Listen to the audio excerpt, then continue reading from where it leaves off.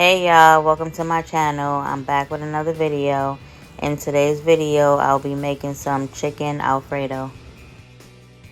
So I'm just seasoning the chicken, then I'm going to be frying it. So I'm adding some oil to the pan. Then I'm going to put the chicken in the flour to start frying it.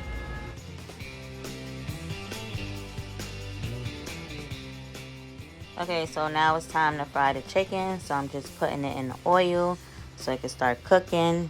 Then once it was done on that side, I flipped it over so it could cook on the other side. Okay, so once those was done, I just put more in the pan.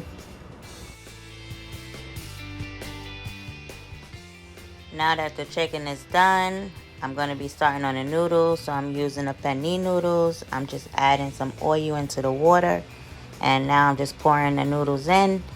And once it was done, I went ahead and drained it and added some seasonings in. Now I'm adding the sauce. Now that everything is done, I'm just making my plate, and this is how it looks.